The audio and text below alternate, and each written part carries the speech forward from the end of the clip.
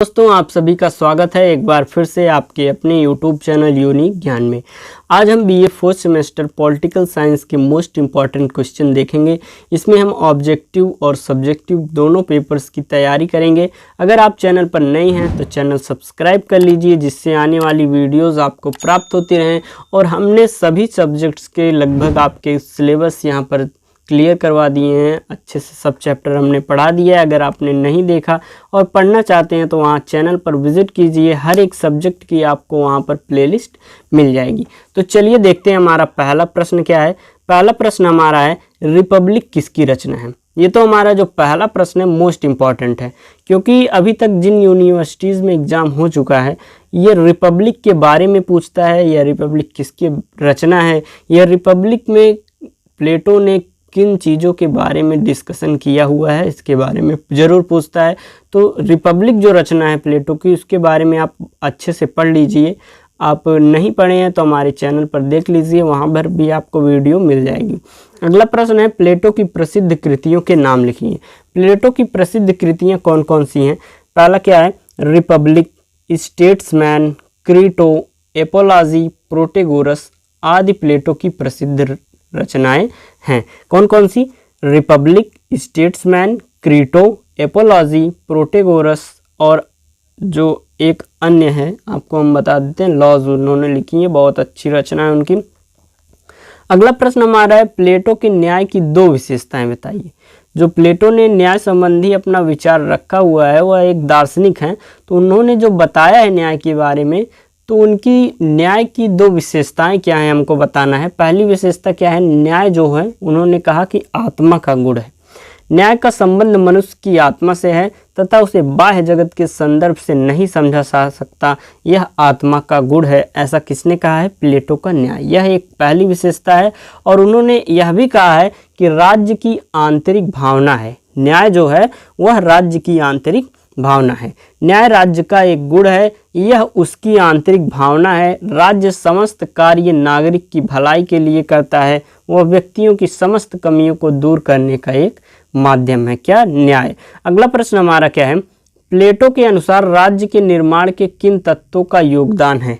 प्लेटो ने जो राज्य के निर्माण में तत्व बताया है वह कौन कौन से तत्व हैं। पहला कौन सा है, उन्होंने बताया आर्थिक, दूसरा सैनिक और तीसरा दार्शनिक। तीन तत्व हैं राज्य के निर्माण के लिए आवश्यक, जिनका योगदान है एक न्यायपूर्ण राज्य बनाने के लिए। अगला प्रश्न हमारा है, दार्शनिक राजा के 4 गुण लिखिए। दार्शनिक राजा जो होता है उसके 4 गुण क्या हैं कि वह एक सच्चा दार्शनिक होना चाहिए, विवेक का प्रतिनिधि होना चाहिए, आत्मसंयमी और निरंकुश होना चाहिए। क्या क्या होना चाहिए, सच्चा दार्शनिक, विवेक का प्रतिनिधि और आत्मसंयमी और निरंकुश होना चाहिए। अरस्तु की प्रमुख कृतियों के नाम लिखिए। देखिए, आपको चैप्टर वाइज दार्शनिक जो आपके हैं उनके अनुसार आपको चैप्टर वाइज क्वेश्चंस यहाँ पर देखने को मिलेंगे। सबसे पहले हमने प्लेटो के बारे में क्वेश्चंस देखें, अब हम देखेंगे अरस्तु के बारे में। अरस्तु की प्रमुख कृतियाँ कौन कौन सी हैं, politics, constitutions, Athenian Politica, ethics, rhetorics, interpretations और मेट्रोलॉजी, हिस्ट्री ऑफ एनिमल्स। उन्होंने बहुत सी कृतियाँ लिखी हैं, लेकिन उनमें से कुछ प्रमुख कृतियाँ कौन कौन सी हैं आप देख लेंगे। प्रमुख कृतियाँ उनमें से जैसे पॉलिटिक्स हैं, कॉन्स्टिट्यूशंस हैं, एथेनियन पॉलिटिका है, एथिक्स है, रिटोरिक्स है, इंटरप्रिटेशंस है और मेट्रोलॉजी, हिस्ट्री ऑफ एनिमल्स हैं। आप हर एक दार्शनिक के प्रमुख कृतियाँ तो ज़रूर याद करके जाएंगे अपने पेपर में, क्योंकि वह आपको सीधे सीधे पूछा जाएगा, वहाँ पर आपको देखिएगा प्रश्न देखने को मिलेगा। अगला प्रश्न है, राजनीति शास्त्र का वास्तविक जनक किसे कहा जाता है। राजनीति शास्त्र का वास्तविक जनक किसे कहा जाता है, अरस्तु को कहा जाता है। दास प्रथा की 2 विशेषताएं बताइए। जो दास प्रथा थी उसकी 2 विशेषताएं कौन कौन सी हैं। पहली है, अरस्तु के अनुसार यूनान के निवासी युद्ध में पराजित होने के बाद भी दास नहीं बनाए जा सकते। उन्होंने क्या कहा कि जो यूनान के निवासी हैं उन्हें पराजित करके भी दास नहीं बनाया जा सकता है। उसकी दास प्रथा में यह बात कही थी उन्होंने। और अगला क्या है, दास प्रथा में स्वामी और दास के हित समान हैं। तथा स्वामी और दास दोनों को लाभ पहुंचाती है। जहां दास को आज्ञाकारी होना चाहिए, वहीं स्वामी को भी दासों से उदार स्नेह और मैत्रीपूर्ण भावना और व्यवहार करना चाहिए। अर्थात दास प्रथा में जो मालिक हो वह अपने दास के प्रति उदार रहे, स्नेह व्यक्त करे, मैत्रीपूर्ण व्यवहार करे, और जो दास हो वह अपने मालिक का आज्ञाकारी होना चाहिए। अगला प्रश्न हमारा है, क्रांति होने के 4 कारण लिखिए। जो क्रांति हुई उसके 4 कारण कौन कौन से हैं? शासकों का दुर्व्यवहार। कोई भी क्रांति जब होती है तो उसमें 4 कारण क्या हो सकते हैं?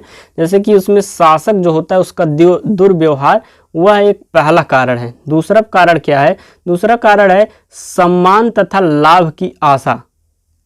और तीसरा क्या है? श्रेष्ठता की भावना। और चौथा क्या है? जातियों का भेदभाव। ये 4 कारण हैं जो क्रांति को जन्म देते हैं। अगला प्रश्न हमारा है, अरस्तु के संविधान के 4 वर्गीकरण लिखिए। अरस्तु का जो संविधान है उसके 4 वर्गीकरण हैं, राजतंत्र, अधिनायक तंत्र, कुलीन तंत्र, प्रजातंत्र। जो उन्होंने संविधान लिखा है अपने 4 वर्ग उन्होंने जो बताए हैं वह कौन कौन से हैं? राजतंत्र, अधिनायक तंत्र, कुलीन तंत्र और प्रजातंत्र।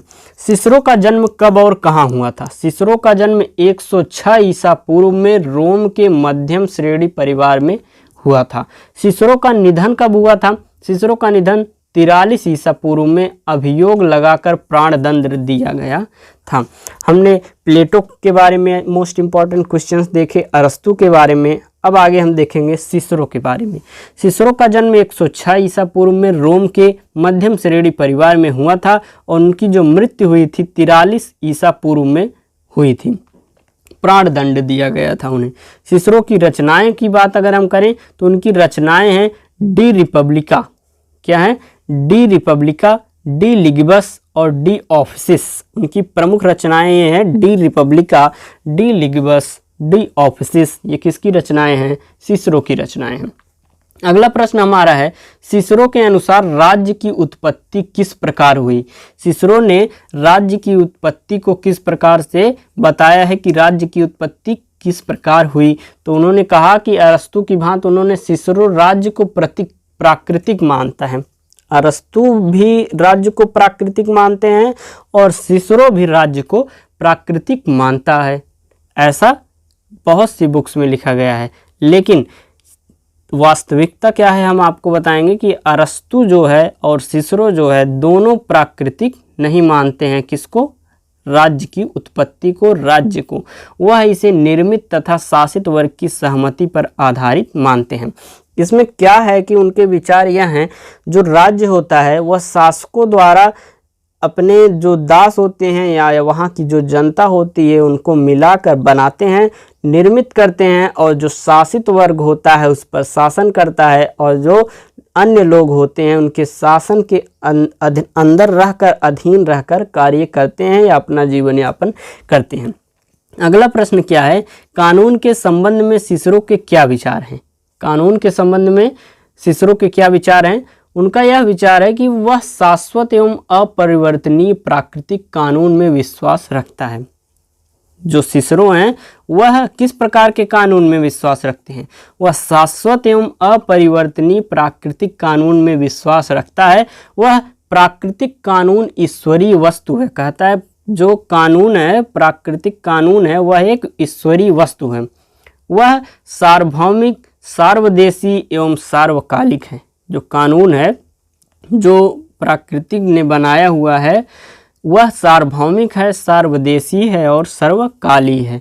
चौथा क्या है, प्राकृतिक कानून राज्य निर्मित कानून से श्रेष्ठ है। जो प्रकृति ने कानून बनाया है, ईश्वर ने जो कानून बनाया है, वह जो शासकों ने बनाया है उनके कानून से श्रेष्ठ है। अगला प्रश्न हमारा है, संत थॉमस एक्विनस का जन्म कब और कहाँ हुआ था? संत थॉमस एक्विनस का जन्म 1225 ईस्वी में नेपल्स राज्य इटली एवं एक्विने नगर में हुआ था। संत थॉमस जो हैं एक्विनस, उनका जन्म 1225 ईस्वी में नेपल्स राज्य के इटली एवं एक्विने नगर में हुआ था। एक्विनस की 4 रचनाएं कौन सी हैं? Ethics, politics, on kingship, to the king of Cyprus. Aquinas की 4 प्रमुख रचनाएं कौन कौन सी हैं? एथिक्स, पॉलिटिक्स, ऑन किंगशिप और टू द किंग ऑफ। अगला प्रश्न है, एक्विनस ने कानून को कितने वर्गों में विभाजित किया है? एक्विनस ने कानून को 4 वर्गों में विभाजित किया है। पहला क्या है? शाश्वत कानून, प्राकृतिक कानून, मानवीय कानून एवं चौथा क्या है? दैवीय कानून है। अगला प्रश्न हमारा है, एक्विनस ने कितने प्रकार की शासन प्रणालियों का उल्लेख किया है? एक्विनस ने शासन प्रणालियों के 6 प्रकार के उल्लेख किए हैं। राजतंत्र, अभिजात्य तंत्र, निरंकुश तंत्र, सामंत तंत्र, मध्यम वर्गीय जनतंत्र और जनतंत्र।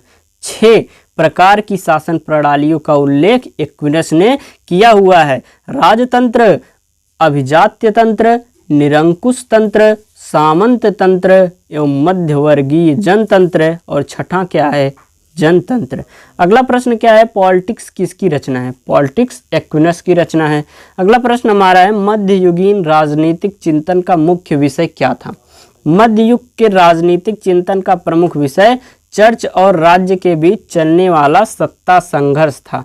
मध्य युग में जो राजनीतिक चिंतन का मुख्य विषय था वह था चर्च और राज्य के विषय में चलने वाला, बीच में चलने वाला जो जन संघर्ष था, लोगों का संघर्ष था, सत्ता का संघर्ष था, उसी के बारे में मध्यवर्गीय जो मध्य युग के राजनीतिक चिंतन है वह विचार करते थे। 2 तलवारों का सिद्धांत क्या है? हमारा अगला प्रश्न क्या है? 2 तलवारों के सिद्धांत क्या हैं?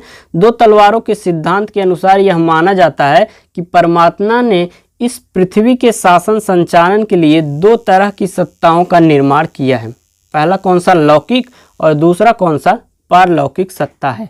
लौकिक सत्ता का अधिकारी सम्राट है और पारलौकिक सत्ता का अधिकारी ईसाई चर्च का प्रमुख रोम का पोप है।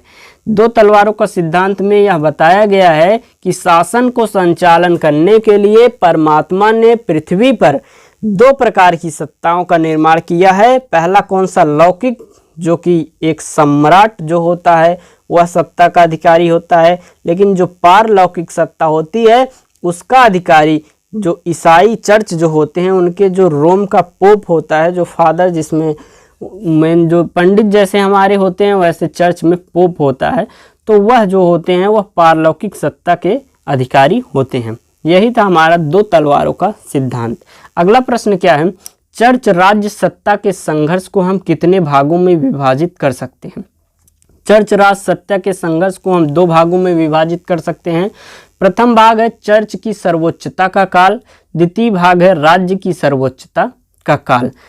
चर्च राज्य सत्ता के संघर्ष 2 भाग में है। पहला चर्च की सर्वोच्चता का काल, दूसरा क्या है? राज्य की सर्वोच्चता का काल।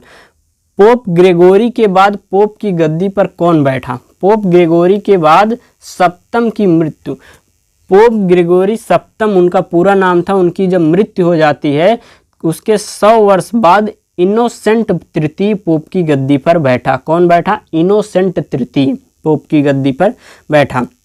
अगला प्रश्न है, पोप की शक्ति के पतन के 2 कारण लिखिए।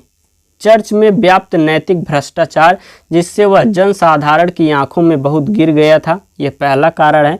दूसरा कारण क्या है? पोप का रोम एवं एविग्नोन जाना जाता था। पोप का रोम एवं एविग्नोन जाना जाता था, इसकी वजह से वह फ्रांस के शासकों के हाथ की कठपुतली बन गया और उसकी स्वतंत्र सत्ता जो है वह समाप्त हो गई। ये दोनों पोप की शक्ति के पतन जो थे उसके कारण थे। हमारा है मैकियावेली का जन्म कब और कहाँ हुआ था? मैकियावेली का जन्म कब और कहाँ हुआ था? उनका जन्म कब हुआ था? इटली के नगर फ्लोरेंस के एक सामान्य कुल में 1469 ईस्वी में हुआ था मैकियावेली जी का जन्म। और मैकियावेली की 2 रचनाओं के नाम हमें लिखने हैं। तो पहला रचना उनकी है आर्ट ऑफ वार, दूसरी क्या है? History of Florence. Art of war और हिस्ट्री ऑफ फ्लोरेंस इनकी 2 बहुत प्रमुख रचनाएं हैं। अगला क्या है प्रश्न हमारा? दी प्रिंस किसकी रचना है? दी प्रिंस जो है मैकियावेली की प्रसिद्ध रचना है। अगला प्रश्न हमारा है, दी प्रिंस के बारे में संक्षिप्त वर्णन कीजिए। दी प्रिंस जो उन्होंने लिखी हुई है उसके बारे में क्या बताएंगे हम आपको कि उसका प्रकाशन कब हुआ था? 1532 ईस्वी में प्रकाशन हुआ था और यह जो ग्रंथ था कुल 26 अध्यायों में विभक्त था। द प्रिंस मैकियावेली की एक प्रसिद्ध रचना है जो कि 1532 में प्रकाशित हुई थी और इसमें कुल 26 अध्याय हैं। अगला प्रश्न हमारा है, आधुनिक राष्ट्रवाद का जनक किसे कहा जाता है? मैकियावेली को। जॉन ऑस्टिन का जन्म कब और कहाँ हुआ था? जॉन ऑस्टिन का जन्म 3 मार्च सन 1790 को इंग्लैंड के इप्सविच नामक स्थान पर हुआ था। जॉन ऑस्टिन का जन्म 3 मार्च 1790 को इंग्लैंड के इप्सविच नामक स्थान पर हुआ था। अगला प्रश्न हमारा है, जॉन ऑस्टिन की मृत्यु कब हुई थी? जॉन ऑस्टिन की मृत्यु दिसंबर सन 1859 में हुई थी। जॉन ऑस्टिन की रचनाओं का उल्लेख कीजिए। जॉन ऑस्टिन की 3 प्रमुख रचनाएं हैं, कौन कौन सी? The province of jurisprudence determined, दूसरी का है एप्ली फॉर द कॉन्स्टिट्यूशन, तीसरी है लेक्चर्स ऑन ज्यूरिस्प्रूडेंस। आगे हम प्रश्न देखेंगे, ऑस्टिन के अनुसार विधि क्या है? विधि अर्थात कानून क्या है? ऑस्टिन जी ने कानून के बारे में, विधि के बारे में क्या कहा है? ऑस्टिन के अनुसार विधु कानून वह विधेयात्मक आदेश है जो राजनीतिक समाज के अंतर्गत राजनीतिक उच्च सत्ता द्वारा निम्न स्तरों को दिया जाता है। उसका पालन न करने पर उच्च सत्ता दंड की व्यवस्था करती है, अर्थात विधि प्रभुसत्ता के आदेश हैं और न्यायालयों द्वारा लागू किए जाते हैं। अगला प्रश्न हमारा क्या है, ऑस्टिन ने संप्रभुता की क्या परिभाषा दी है? ऑस्टिन जी ने संप्रभुता की क्या परिभाषा दी है?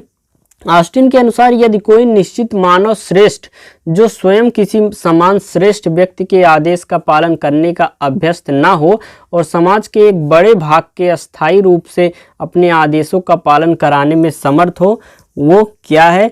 संप्रभुता।